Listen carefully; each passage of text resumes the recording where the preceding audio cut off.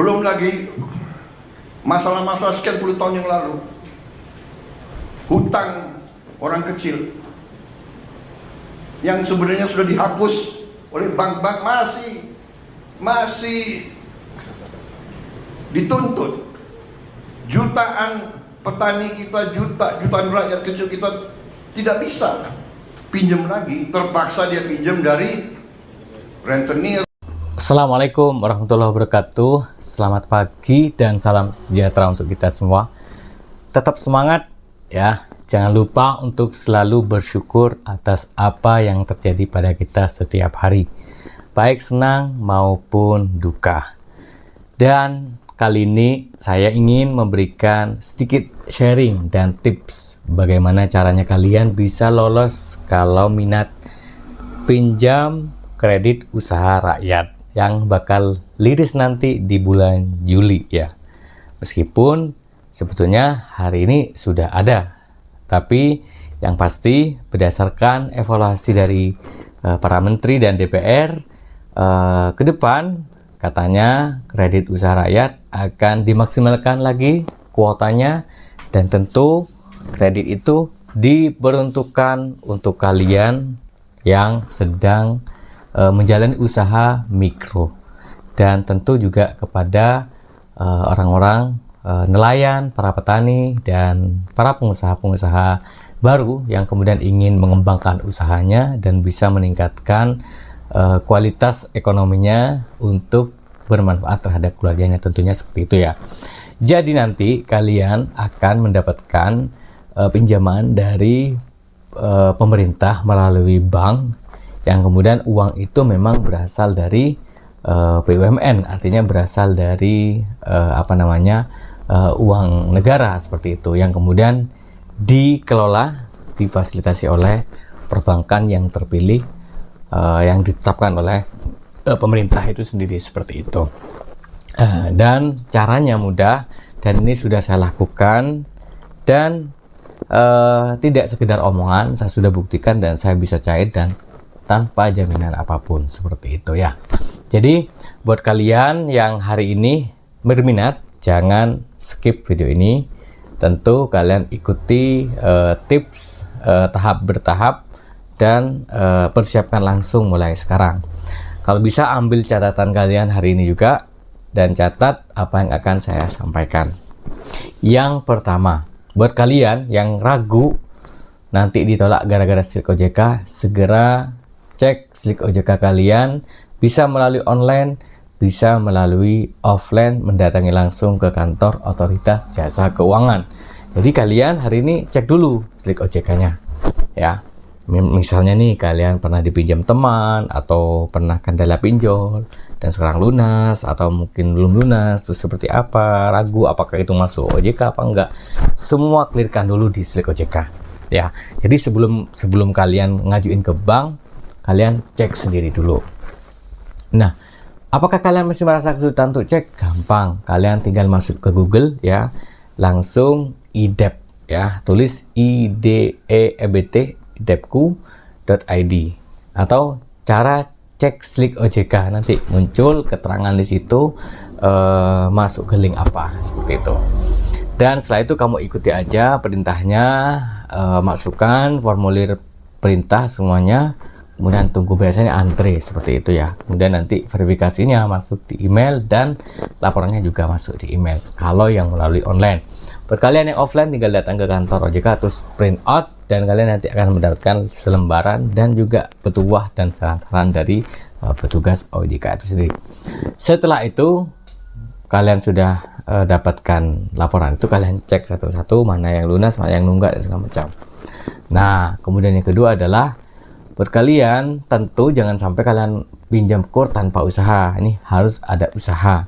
Buat kalian usahanya itu setidaknya minimal itu 6 bulan. Tapi buat kalian yang belum 6 bulan tapi kalian lihat ini bagus ya, belum 3 bulan misalnya juga bagus, persiapkan catatan keuangan mulai sekarang. Catat semuanya, modalnya berapa, kemudian sehari omsetnya berapa, marginnya berapa, bersihnya berapa, bebannya berapa. Nanti ketemu, nanti ketika ditanya berapa mas penghasilan per harinya, nanti ada bukti-buktinya.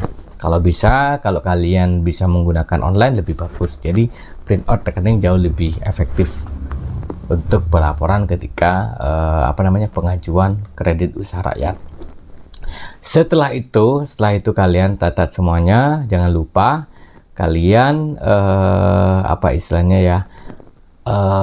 mulailah untuk berbaik sangka terhadap perbankan. Jadi jangan kalian menganggap nanti kalau ngajuin bank harus bayar berharga. Enggak seperti itu. Karena presiden kita sekarang lagi dukung bagaimana rakyat itu bisa mendapatkan fasilitas kredit secepat mungkin supaya bisa terhindar dari yang namanya rentenir. Seperti yang kalian lihat beberapa video bertebaran mengenai keinginan Pak Prabowo langsung bagaimana pemerintah menangani masalah kekurangan modal seperti itu. Nah, setelah kalian mulai catat keuangan, ya, kemudian persiapkan dokumen. Apa aja dokumennya? Yang pertama, jangan sampai kalian nggak punya KTP, ya kan? Kalian kan warga Indonesia, masa nggak punya KTP? Persiapkan KTP kalau kalian sama istri, suami istri, ya. Terus KK juga, dan tentu juga surat keterangan usaha dari desa, nanti akan dibutuhkan itu.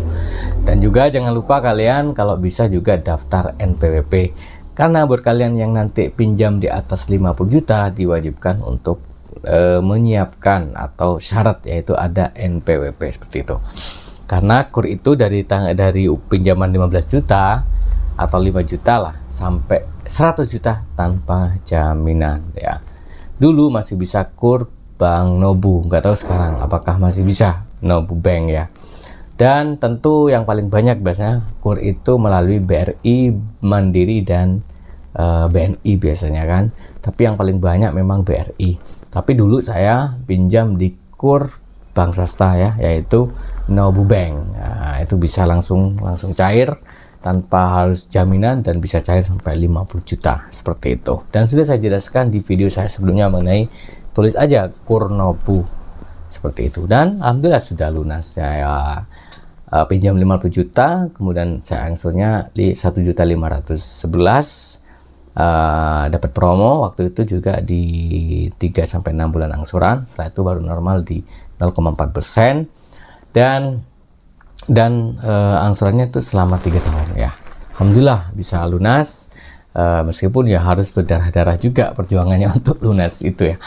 Jadi buat kalian jangan sampai kalian pinjam uang di luar kemampuan angsuran, ya. Jadi hitung aja dulu.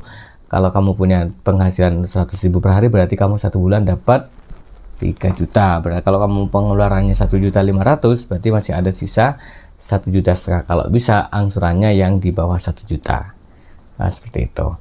Nah, berikutnya setelah kamu siapkan dokumen dan semuanya, tentu usahanya diperbagus, ya. Jangan sampai usahanya nggak ada stoknya, karena itu buat menguatkan proses survei dari bank seperti itu. Jadi kuatkan itu semua, dan istilahnya stok itu menentukan kadang, ya. Stok itu dilihat, ya. Kalau kamu offline, stoknya paling penting. Tapi kalau kamu online, putaran uang yang paling dibutuhkan juga prioritasnya seperti itu. Nah, setelah itu kalian, ya, setelah kalian cek semua itu berkasnya sudah lengkap, tinggal nunggu proses pemudahan dari negara habis ini, ya. Katanya nanti semua proses pinjaman melalui online. Nah, jadi enak aja kalau melalui online, ya. Dulu saya pakai online juga, online saya pakai, tapi surveinya tetap offline.